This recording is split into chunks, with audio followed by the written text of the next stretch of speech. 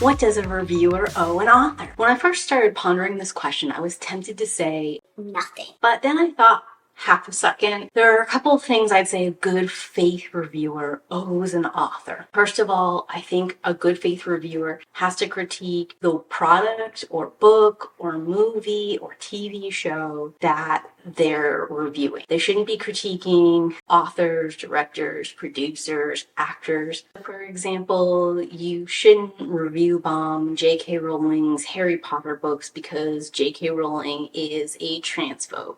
Now, you might find transphobic rhetoric or other kinds of offensive rhetoric within the Harry Potter text that you could rate her stories poorly for, but you can't say the author's a transphobe, so I give this 0 stars. I don't think that's really a fair review or critique. Likewise, I don't think you can take a book like Manhunt and rate it poorly because the author's a transgender person. If you didn't like the writing or the story or the plot, that would be one thing. Or if you had issues with how it depicted certain things, you could rate it accordingly and describe in detail what your issues with the work were. But it shouldn't be about who that author is. It should be about the product they created. And I think you have to have read or watched at least part of whatever that person made to give it an accurate review. I don't think you have to finish it. Like, most books, TV shows, movies are for entertainment, and if you are not entertained, then you do not have to continue watching or reading. And it's 100% okay to give it a low rating and explain why. Or give it like a medium rating or even a high rating and explain why you didn't finish it. Like, I have given things that I did not finish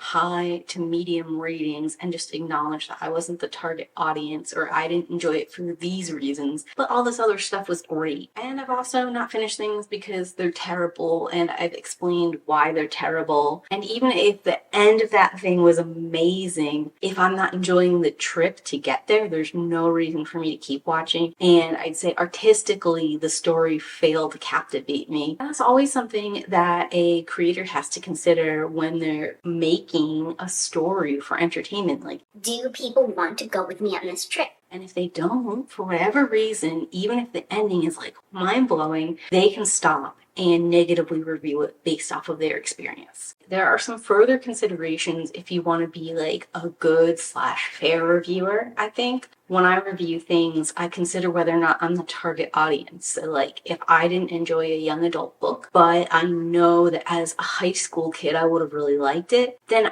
that's part of my review. And usually I rate those things higher. Like, I give them 4 or 5 stars because I know the target audience would really like it, or it's really appropriate for the target audience. Also, with like young adult, middle grade stories, I do consider like the heaviness of the topic and the way that they treat like certain sexual and ethical things more heavily than I do in adult material. Like, adult material, I feel like you can be a little bit more loosey-goosey in how you portray things and the kind of morals that you're putting across. And in young adult, middle grade, and of course children's material, I think you should be very clear in your messaging. Like, I think you should be portraying healthy relationships, and when you're portraying unhealthy relationships or unhealthy characteristics in relationships, you need to be crystal clear about that. The writing should not like exalt something that you wouldn't want a teen to emulate in real life. In my opinion, especially with young adult stuff, you can do all kinds of like gritty, edgy, intense stuff there, and it's still fine for teens as long as the narrative isn't saying that gritty, edgy stuff is good. Actually opening a conversation, explaining why you wouldn't want to do that. And also, I take genre into consideration too. A romance, to me, by definition, requires either a happily ever after or a happily for now. I might still rate the book really high if there are other great things about that story, but if the book is not a romance, then I'm going to mention that. If the story's only like mediocre and doesn't give me that happily ever after and is calling itself a romance, it's going to get a low rating because it doesn't meet the bare minimum standards to be a romance.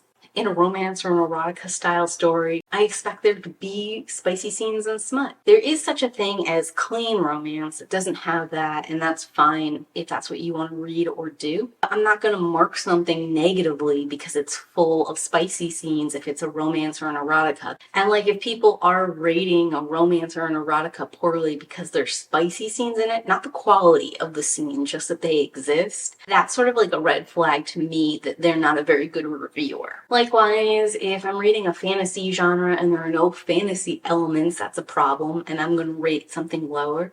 I don't think that as a reviewer you can necessarily create a standard layout or format and use it for all books or media of that genre ever. Sometimes the world building matters, sometimes it doesn't, sometimes the prose and the writing is really good, sometimes it's not. Sometimes the characters are super high quality, sometimes they're not. And all these things are things you might consider, but it's not necessarily a make or break. And you can have something that's 4 stars with terrible world building and amazing characters, and also something at 4 stars with amazing world building and cardboard characters. Like, it's a balancing act. It's about what that story is giving you, whether or not you enjoyed it, really. And as far as whether reviewers need to consider an author's feelings or directors or producers or actors, like, to me, that's entirely stupid. Reviews are meant for other potential readers or consumers of the product. It's not meant to make the author feel good. And I understand, like, with creative projects and with creation in general, people put a lot of themselves into that final product and they're very proud of it. And no matter the quality, the fact that you got to a final product should make you proud.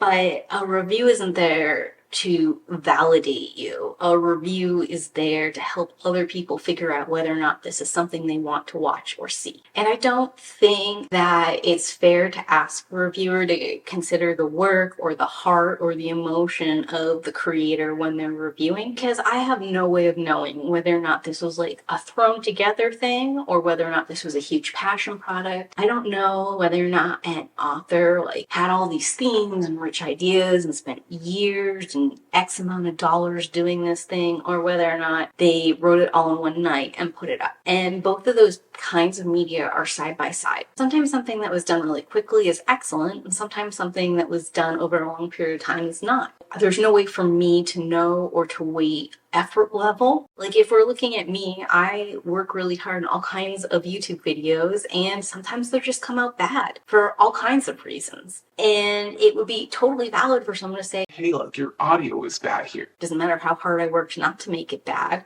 that's still true. Or like, hey, I was bored to tears through this and I stopped watching. Valid. It doesn't matter how much I worked on it. And even to a certain extent, like, comments in a YouTube video are different to me than a review or a critique. In theory, the commenter is potentially speaking directly to me, the creator, at that point in time. So they might be giving me developmental feedback or things I can incorporate into the next video. But if you're like looking at a final product like a movie or a TV show or like a book, certainly an author could read reviews and incorporate that into the next creative project, but the primary goal of those reviews is to talk about whether or not this thing is worth watching and whether or not other people should watch/read it. And I think what reviewers of authors is entirely the wrong conversation for us to be having. I think we should be talking about what reviewers owe other people consuming that media. What kind of indicators make a strong review versus like an unworthy review. And another thing I think we should be considering is what is the value of someone who does a thorough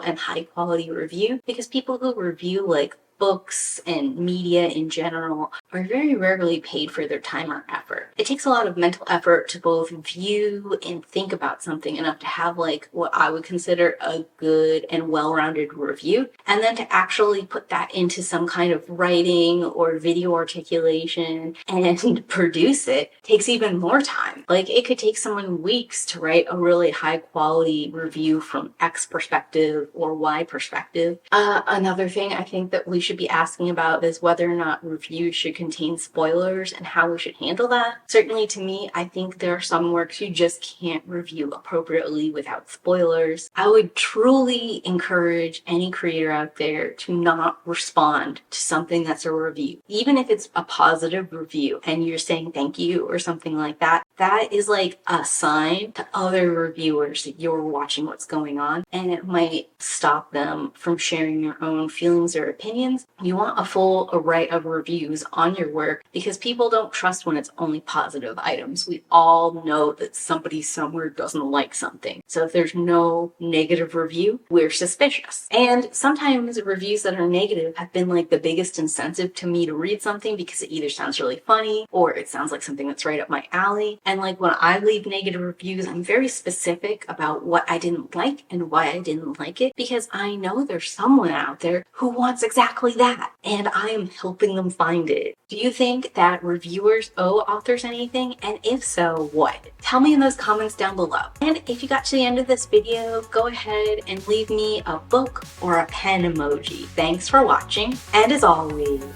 keep reading. Bye!